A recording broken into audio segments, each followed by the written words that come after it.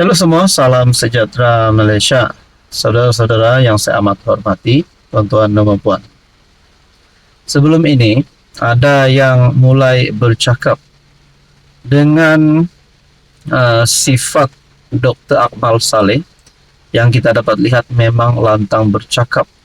Bahkan, beliau juga telah menggunakan kata-kata kesat terhadap pemimpin DAP sebelum ini berkaitan dengan isu cop halal.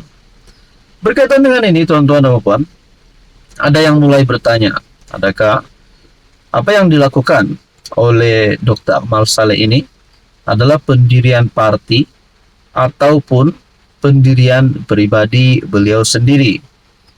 Dan kalau perkara ini semakin berpanjangan dan beberapa pemimpin daripada UMNO ataupun BN tidak selesa dengan keadaan ataupun sifat Akmal Saleh, adakah UMNO BN akan memecat Akmal Saleh?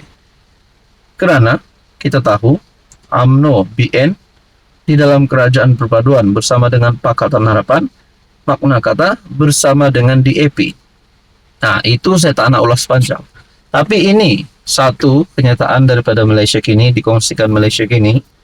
Gesaan Akmal supaya Tiong dipecat, bukan pendirian Pemuda Barisan Nasional. Kenyataan Dr. Akmal Saleh yang menggesa agar Menteri Pelancongan dan Seni dan Budaya Tiong King Sing dipecat daripada jawatannya, bukan pendirian bersama Pemuda BN. Maknanya, Akmal Saleh menggesa salah satu menteri di dalam kabinet kerajaan untuk dipecat, yaitu Tiong King Sing, Menteri Pelancongan Seni dan Budaya.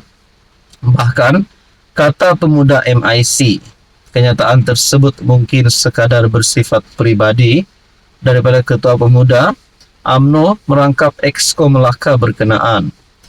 Ketua Pemuda MIC Arvind Krishnan ketika dihubungi Malaysia kini berkata, Pemuda BN tidak pernah mengambil pendirian seperti apa yang dinyatakan Akmal. Kalau begitu, layakkah Akmal untuk menjadi Ketua Pemuda UMNO BN? Coba kita fikirkan. Dan itu menjadi persoalan. Kenyataan Dr. Akmal bukan pendirian Pemuda BN. Mungkin pendirian pribadi dia saja. Beberapa hari lalu Akmal meminta Perdana Menteri menggugurkan Tiong ekoran perselisihan pendapat kedua-dua mereka terkait permohonan maaf ahli Parlimen Bintulu itu. Tiong sebelum itu meminta maaf kepada pelancong Cina kerana berdepan pengalaman yang tidak menyenangkan ketika mengunjungi negara ini. Saya mohon Anwar PMX, tukarlah menteri ini kepada orang yang jauh lebih layak. Baik lagi ambil MP Jelutong RSN Raya jadi Menteri Pelancongan lah, kata Akmal dalam kenyataan itu. Jadi saudara-saudara, Akmal Saleh kata, baik lagi ambil MP Jelutong RSN Raya. Tuan-tuan berkaitan dengan isu ini, apa komen anda? Halo semua, salam sejahtera Malaysia. Selamat datang ke channel Fels Lifestyle. Kita dikejutkan. Rasanya bukan lagi benda yang mengejutkan, kerana sebelum ini pun kita sudah dengar ada ahli parlimen daripada UMNO BN yang sokong Muhyiddin jadi Perdana Menteri. Kita juga mendengar beberapa siri langkah untuk menjatuhkan Perdana Menteri Anwar Ibrahim. Nah, ada yang kata BN UMNO masuk PN dan bentuk kerajaan baharu. Tapi setakat ini kalau BN dan UMNO satu blok masuk Perikatan Nasional, aku nak tanya, adakah Anwar Ibrahim masih kekal sebagai Perdana Menteri ataupun Mahathir tumbang? Kerajaan memerlukan 112 kerusi untuk menjadi kerajaan. Jadi kalau BN UMNO keluar daripada kerajaan perpaduan, itu pun kalau satu blok BN UMNO keluar. Kalau hanya 2-3 parlimen saja, ahli parlimen yang sokong PN, mampukah mereka tumbangkan Anwar Ibrahim? Rupanya berkaitan dengan ini, Zahid Hamidi Sebagai Presiden UMNO, sebagai pengerusi Barisan Nasional, pernah mendedahkan identiti 10 ahli parlimen Barisan Nasional sokong Muhyiddin jadi Perdana Menteri. Siapakah 10 wakil rakyat itu? Perkongsian ini adalah pada 11 Januari 2023. Presiden UMNO Zahid Hamidi mendedahkan 10 ahli parlimen BN termasuk daripada UMNO yang menandatangani surat akuan bersumpah SD menyokong pelantikan Tan Sri Muhyiddin Yassin sebagai PM selepas PRU 15.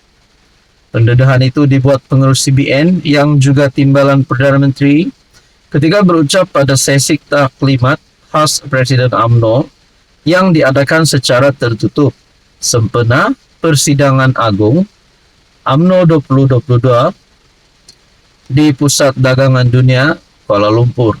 Nah, aku nak tanya lah. Ada satu soalan lah aku nak tanya. Adakah 10 ahli parlimen Barisan Nasional yang menyokong Muhyiddin jadi Perdana Menteri? Pada tarik berita ini disiarkan 11 Januari 2023, adakah 10 wakil rakyat ini sehingga hari ini, tahun 2024, hari ini 29 November, adakah mereka masih menyokong Muhyiddin jadi Perdana Menteri ataupun sebaliknya, ataupun tinggal beberapa wakil rakyat lagi yang menyokong Muhyiddin Yassin jadi PM?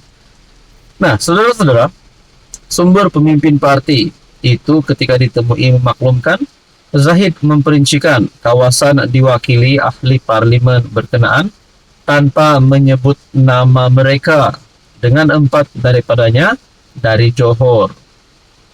Nama MPBN yang dirujuk Zahid bukan sepenuhnya daripada UMNO. Sebaliknya, sebahagian mereka mewakili parti komponen BN lain. Mereka diminta untuk membatalkan SD ditandatangani untuk menyokong Muhyiddin dan semuanya akur dengan arahan itu kerana parti tidak membuat sebarang keputusan untuk menyokong sama ada PN atau PH ketika itu. Melalui taklimat sama, katanya Zahid mendedahkan cubaan pihak tertentu yang mahu mendesaknya supaya berundur daripada pengerusi BN. Namun gerakan itu berjaya dihalang. Sementara itu sumber menyatakan Zahid menjelaskan cadangan untuk UMNO menyertai blok pembangkang selepas PRU 15, namun pertimbangan itu sukar dipersetujui memandangkan UMNO perlu memilih antara PN atau PH.